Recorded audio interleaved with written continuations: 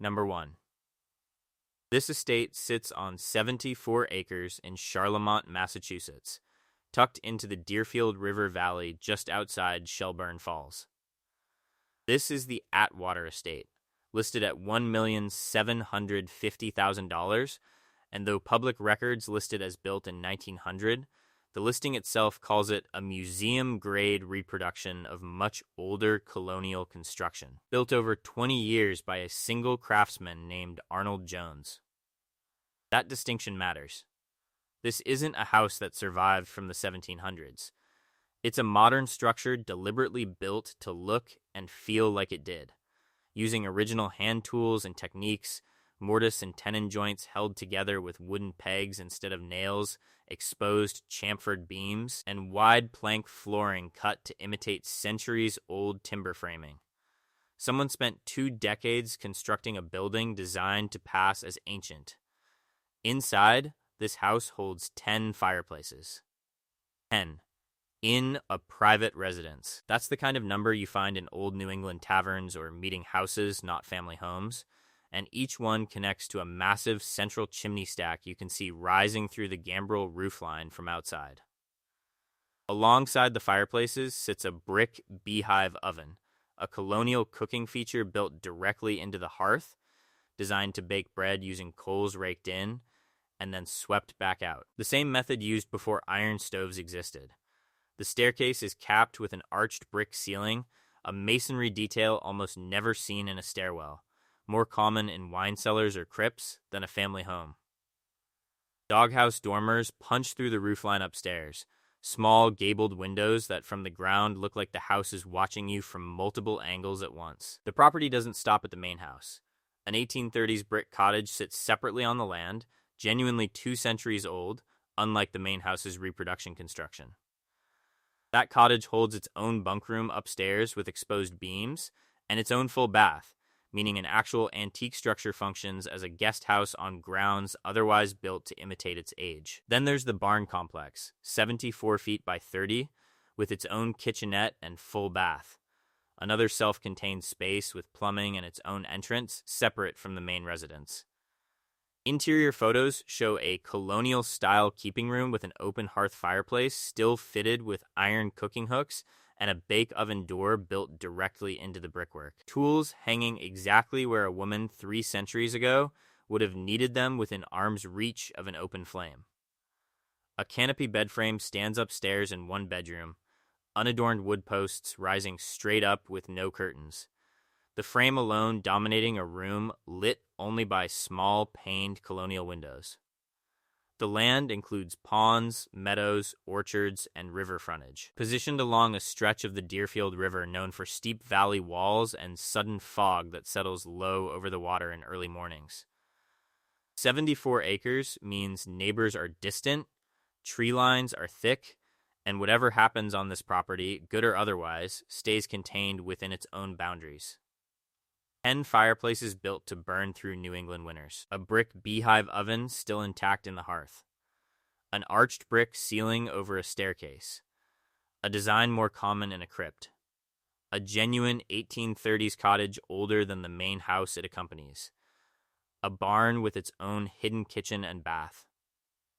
74 acres of river valley pulled tight around a property built to look like history, stitched together over 20 years by one man's hands. This is the Atwater Estate at 24 West Oxbow Road, a masterpiece built to convince you it was always here.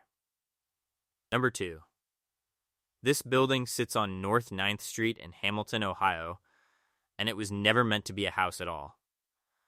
Built in 1900 as Hose House Number 5, this was a working firehouse, its plaque still cemented into the brick facade reading the exact same words it did over a century ago. This is 420 North 9th Street, listed at $140,000.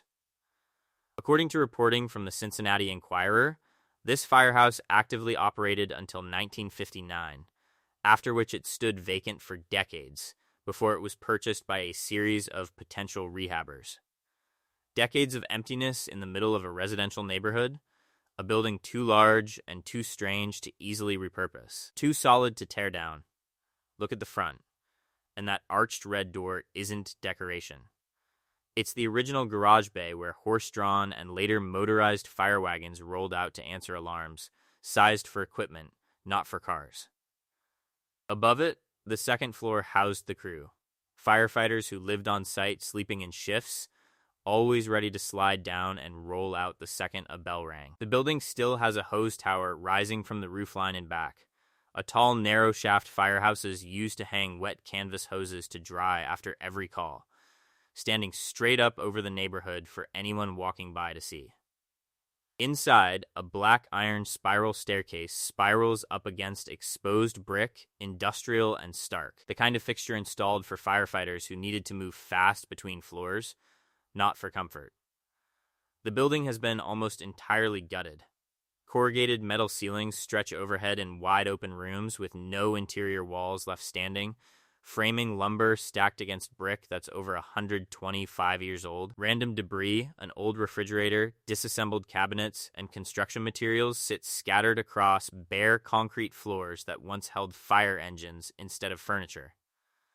One room shows plaster stripped down to the studs, a wooden ladder standing alone in an empty frame where a wall used to be, exposing brick underneath layers that generations of renovation attempts tried and abandoned. Whoever owned this building last got partway through gutting it and stopped. According to that same reporting, the property last sold for $66,000 in 2017 to a private buyer who took steps to renovate the building before deciding to go in a different direction.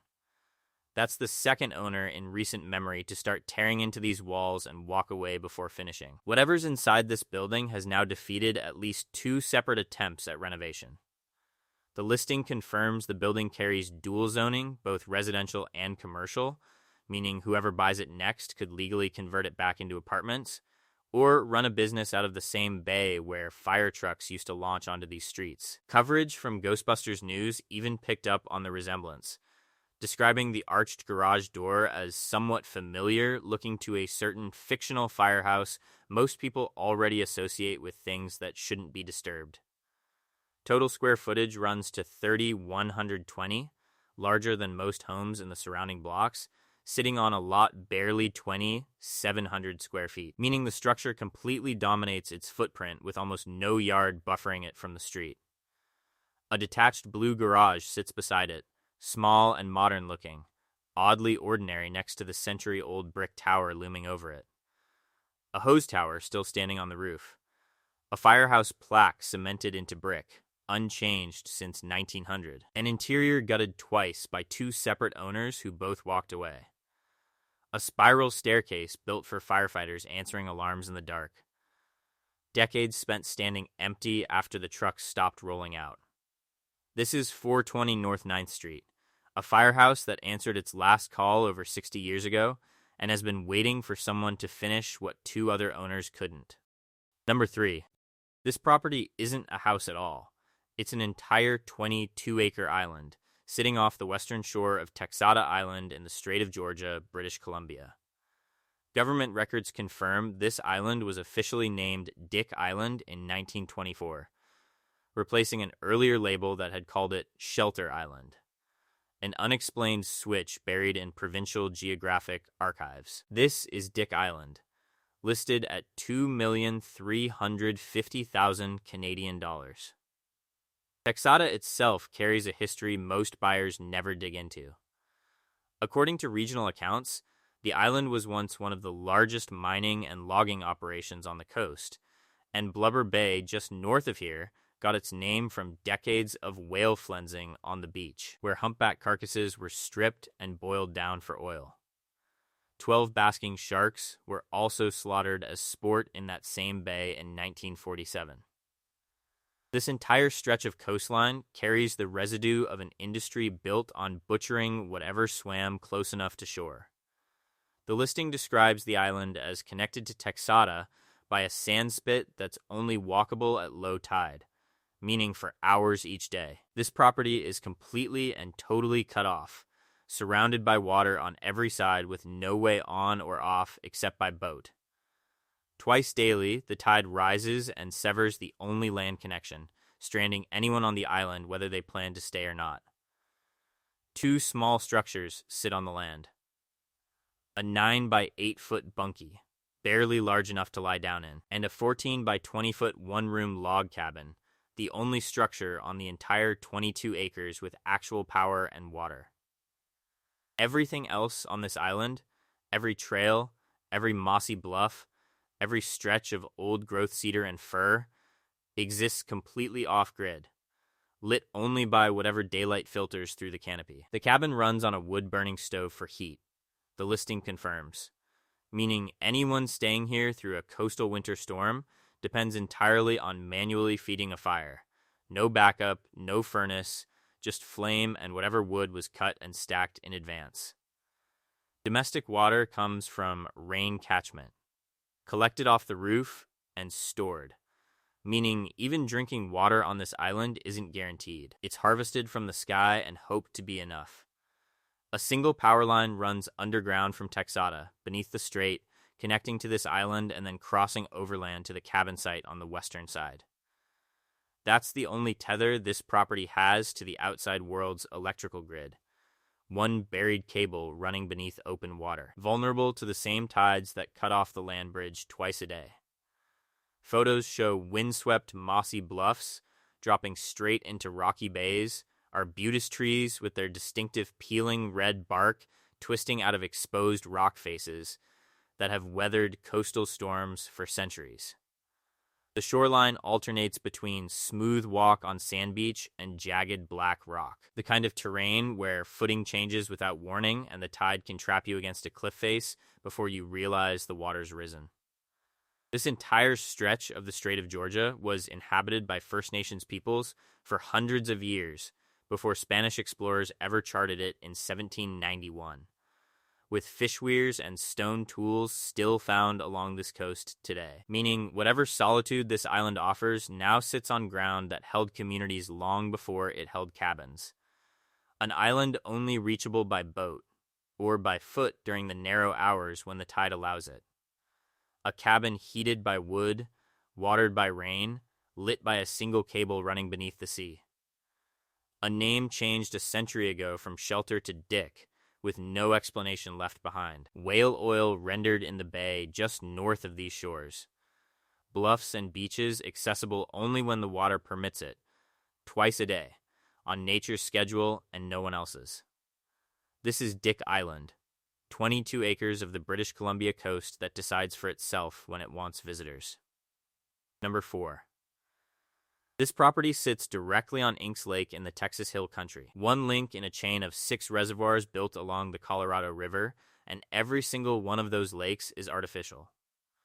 Records confirm Texas has only one natural lake in the entire state, and this isn't it.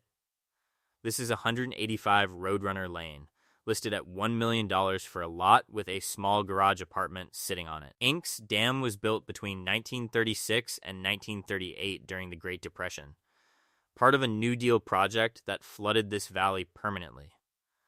Before construction, this land looked completely different. Valleys and low ground that existed for who knows how long before engineers decided to submerge them. A few lakes over, at Lake Buchanan, an entire town called Bluffton was evacuated and drowned when that dam went up, 50 families forced to sell their land and relocate while their homes, school, and cotton gin sank beneath the water. During droughts decades later, the Texas Historical Commission excavated the resurfaced remains and found tombstones and foundations that had sat underwater for generations. Inks Lake sits in that same drowned river system, just one dam downstream.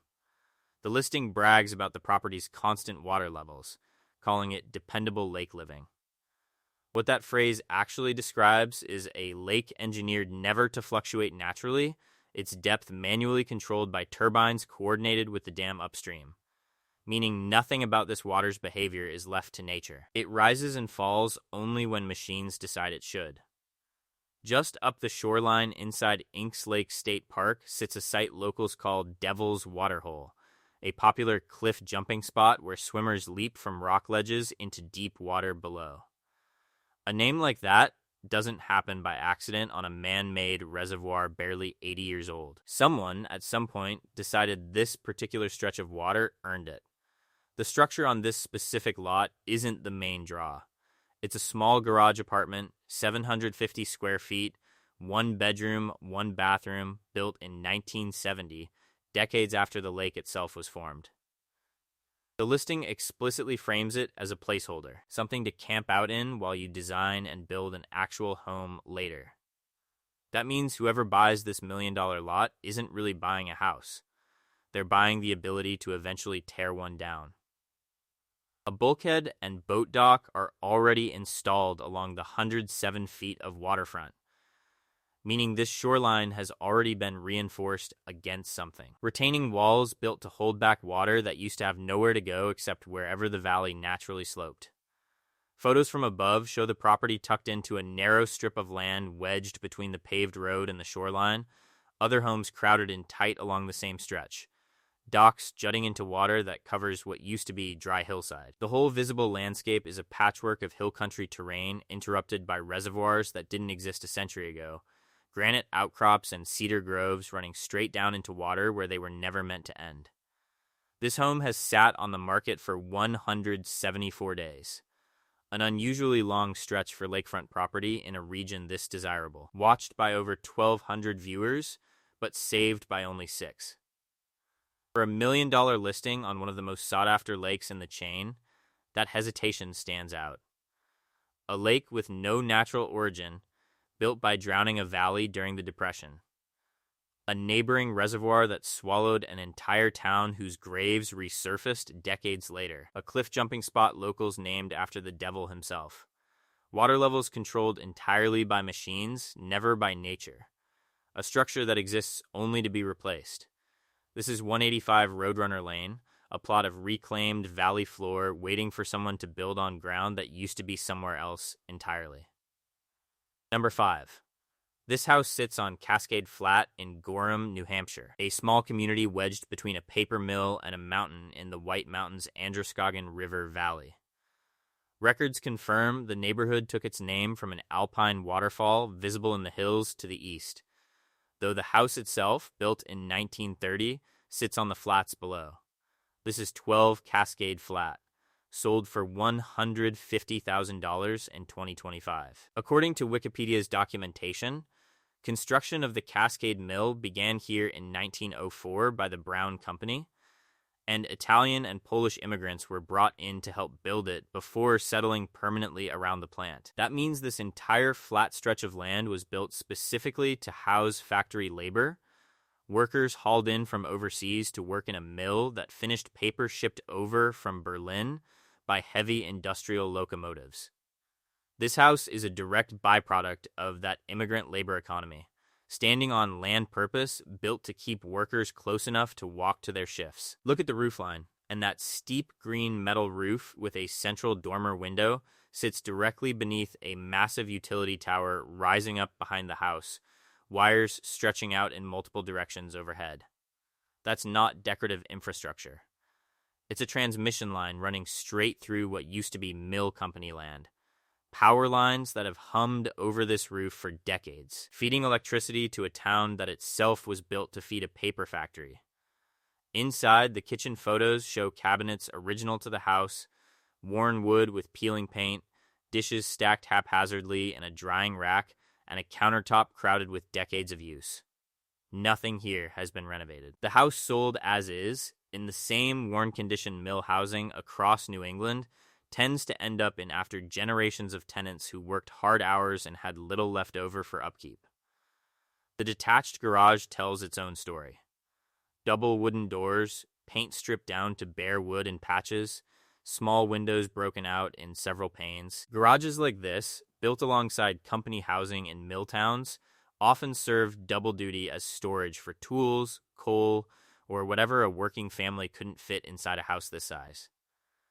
At 769 square feet with only 2 bedrooms, storage space mattered.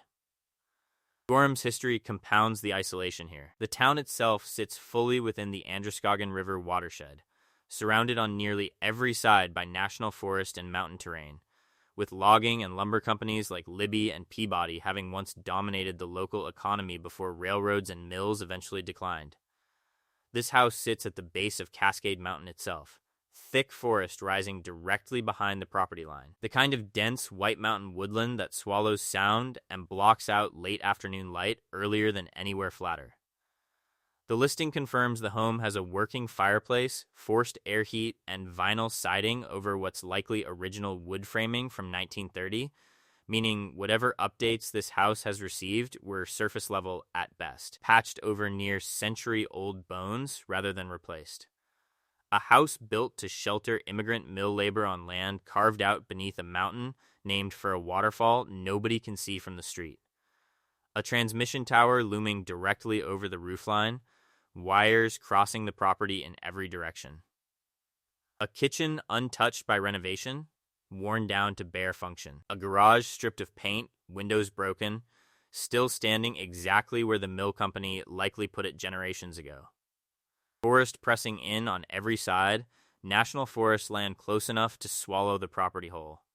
This is 12 Cascade Flat, sitting quiet at the base of a mountain, built to houseworkers a company brought here and then left behind. Number 6.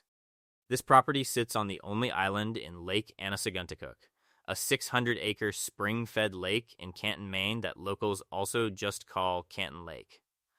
The name itself comes from the Anosagunicook people, part of the Abenaki tribe who lived along this exact shoreline for generations before English settlers arrived, and the word is generally translated as River of Rock Shelters. This is 85 Lakeshore Drive, listed at $550,000.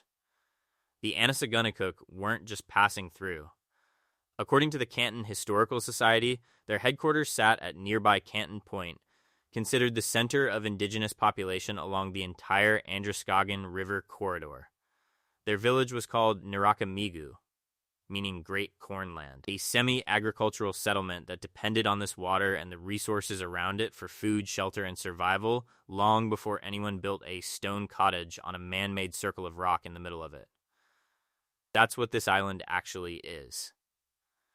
Reporting from the Portland Press-Herald confirms this isn't a natural landform. In 1935, builders handcrafted this stone cottage and an 18-foot lighthouse on what was created as an enhanced circle of stone and grass, the only island on the entire lake, built specifically to hold this structure. Nothing here occurred naturally. Every rock forming the shoreline was placed by hand nearly a century ago to hold this tiny plot above the waterline. The lighthouse itself makes no practical sense. Lake Anosagunicook is landlocked, spring-fed, sitting in the mountains of western Maine, nowhere near an ocean, nowhere ships would ever need to navigate by beacon. And yet, according to that same reporting, Canton has adopted a lighthouse as its unofficial town logo, the only inland town in the county to do so, all because of this single structure sitting alone on a lake with no maritime traffic to guide. Walk the property today and a chain-link fence rings the small yard, an unusual addition for a summer cottage this remote, penning in the narrow strip of grass between the stone walls and the water's edge. Inside, the kitchen and living space blend into one open room under a peaked wood ceiling. Stone walls exposed floor to ceiling, a red vintage refrigerator standing out against gray fieldstone that was likely gathered directly from the lakebed and shoreline during construction.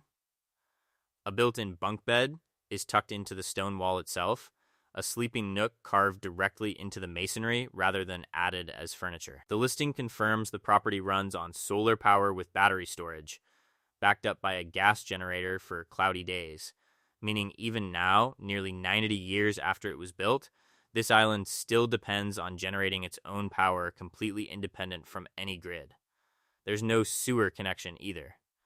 Water is drawn directly from the lake itself, seasonally. And the listing lists a compost toilet as one of the property's features, meaning modern plumbing never fully made it out to this stone circle in the water.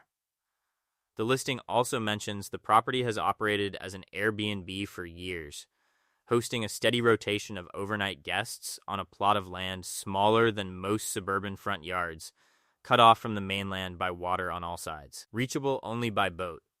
Every renter who stayed here has slept surrounded by stone gathered from a lake the Anosagunicook once depended on for their food and survival, in a building lit by a lighthouse that was never meant to guide anyone, built on land that was never meant to exist at all. A lighthouse standing where no ship has ever needed guidance. An island built by hand in 1935 on a lake that held no natural land before. A name borrowed from a people whose headquarters once anchored this exact stretch of river and shoreline. A compost toilet and lake drawn water on a property still off the grid nearly a century later. A fence penning in a plot of grass barely large enough to walk across. This is 85 Lakeshore Drive, a man-made island keeping watch over water that never asked for a lighthouse. Number 7. This house sits on 5.5 acres in East Norriton, Pennsylvania, and it isn't just abandoned, it's the physical remnant of one of American architecture's strangest personal tragedies.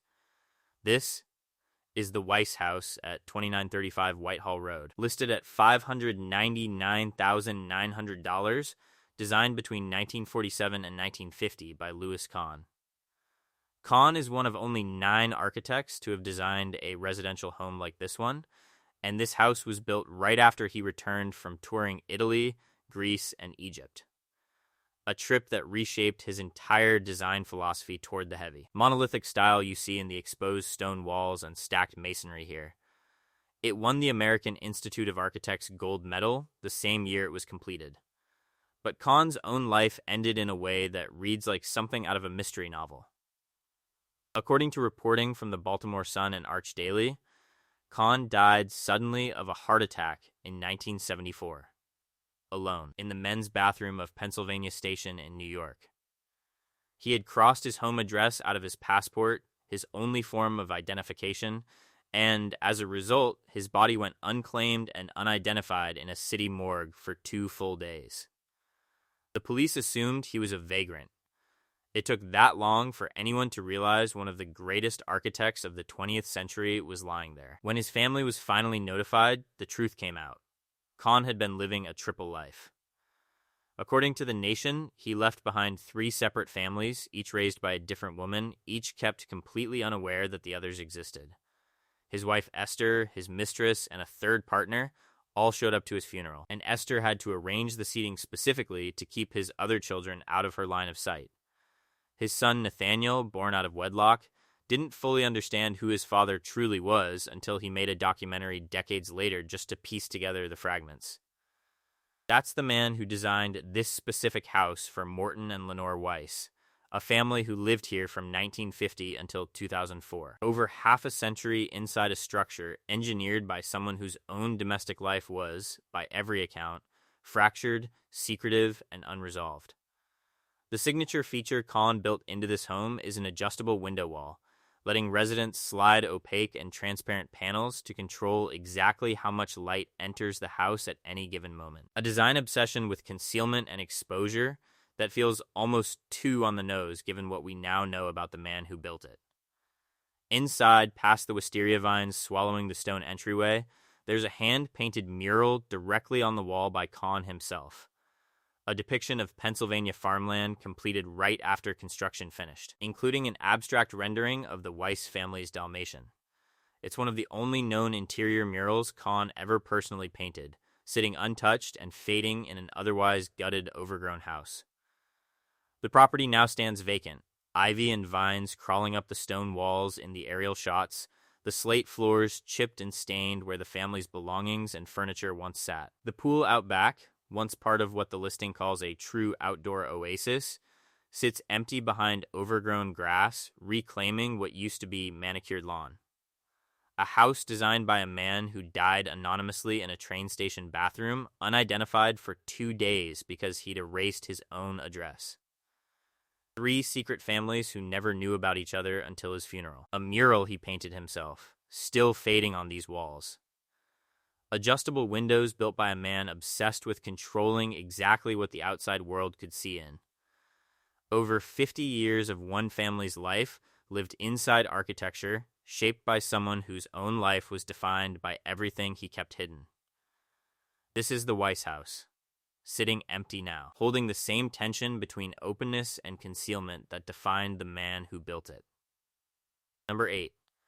This ranch sits at the base of Safford Peak, a jagged mountain locals also call Sombrero Peak due to its shape, tucked right against the western edge of Saguaro National Park. This is Safford Peak Ranch at 7619 North Artesiano Road, listed at $680,000. And its original structure dates back to Prohibition, when Arizona's desert isolation made it perfect for hiding what the law wanted shut down. The listing itself confirms this home carries the storied rumor of having operated as a speakeasy, and the material used to build it backs that history up. It's called burnt adobe, brick fired dark and uneven, the kind of construction technique used when builders wanted something that blended into the desert rock around it rather than announcing itself to anyone passing by. Prohibition-era Tucson had genuine bootlegging operations hidden throughout these mountains. Historical records confirm federal agents were still busting stills on ranches just outside town as late as 1929, chasing bootleggers down desert roads with hundreds of gallons of whiskey in tow. This property sits in exactly that kind of terrain, remote enough that whatever happened inside these walls decades ago stayed hidden from view. The house was notable enough to be featured in the November 1945 issue of Arizona Highways magazine, meaning even 8 decades ago. People already recognized there was something distinct about this particular structure rising out of the desert floor. Walk inside, and the original section still shows exposed brick walls throughout the living room and kitchen, unfinished and raw, load-bearing masonry left visible rather than covered over the way most renovations would treat it. Wood beam ceilings stretch overhead, hand-hewn and irregular, the kind of ceiling construction you find in structures built to last through decades of desert heat with minimal upkeep. A wood-burning fireplace anchors the great room, its brick surround worn smooth from what's likely been nearly a century of fires lit inside it. Outside, the property backs directly onto Saguaro National Park, with the listing confirming direct trail access for riding, running, and mountain biking straight into protected federal land. That boundary line matters. Whoever built or ran operations out of this house in the 1920s and 30s had a literal escape route into miles of unmonitored desert wilderness, terrain riddled with washes, caves, and hiding spots that National Park Service land has preserved almost untouched since. The ranch today runs as a full equestrian operation, a 5-stall barn, a hay barn, and a riding arena. Animals now occupying ground that once likely stored contraband rather than livestock. A tack room with a sink sits where, generations ago, different kinds of storage might have been the priority. Fruit trees, raised garden beds, and a chicken coop round out the property. Homesteading infrastructure layered directly on top of the ranch's hidden origins. The listing notes the current owners kept an RV parked beside the barn for guests, tucked next to a 50-amp outlet and well water hookup. Generations of visitors passing through this exact patch of desert for entirely different reasons than whoever originally built this house to disappear into it. Burnt adobe brick built to blend into desert stone rather than stand out from it. A federally protected wilderness boundary running directly behind the property, ready-made for anyone needing to vanish. A magazine feature from 1945 that already treated this house as something worth noticing. Federal agents chasing bootleggers through these same mountains less than 2 decades before that article ran. A fireplace worn smooth by what could be a century of fires. This is Safford Peak Ranch, sitting quiet at the foot of Sombrero Peak, built on ground that once kept secrets the law was never meant to find.